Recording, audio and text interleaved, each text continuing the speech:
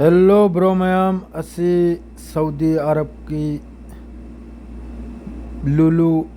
Market मनुंगदनी cake लांग कक्तना लैरमले ngasi 23 September ni मखोइगी नेशनल डे आइना अरब मखैगी सऊदी अरब की यामना इम्पोर्टेंट होइबा डेट अमनि अहलजिना चोंग्रे चेंग हराव खिदना फ्लैग करा पायरगा थंगसांग करा पायरगनी चोंगरे से सी लुलु दे चोंगना फनना लैरमले मखोइसे डांस करा तौदना फजना अमा सिरे पूरा हरावबगी फिफम से पूरा ओंथोक लेने नुंगाई याम साथिन नुंगाई सुम तौबसिसु थाबल चोंगी चोंबगुम चोंगलमनि मखोइसे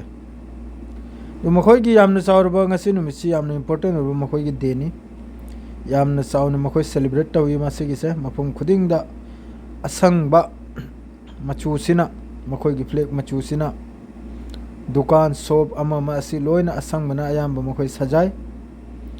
अदुगा सिदा यंगु आ थंगसांगनि पारिबा कबाक थांगनि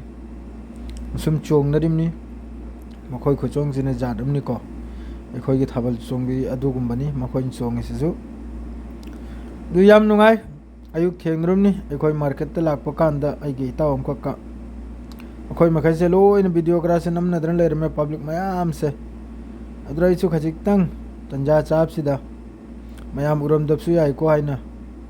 मखोइगी चोंगबु खोटपसे आई नमजरकपनि मयाम यंगबिउ तो मखा ताबसु अदुम वीडियो लाकनि ngasiगी हजु फाउगदी सिना हान बनी लोइनि यंगले नुपीसु निपासु लोइनि याउनि यंगमनि सिरिदा फमनबा कुंगायमसु यावरे सि मखोइगी याम फजे सि ग्रुप ओइने चोंगलेगनि आरोइन फजरिसे मी कुल कुंथ्रा तौरगा फजना आइखोइगी खुद समनरेगा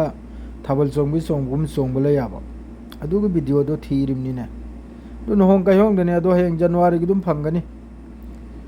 एखोइ कपिल मसाकरा ओंगलकपा कांदा अदुइ मोंगदि फंगरो यंगु चोंगनखरि चोंग मयाम सिनि मखोइगी थांगनि पाइरबा है शेयर ग लोजरे मतंग सिदा बाय।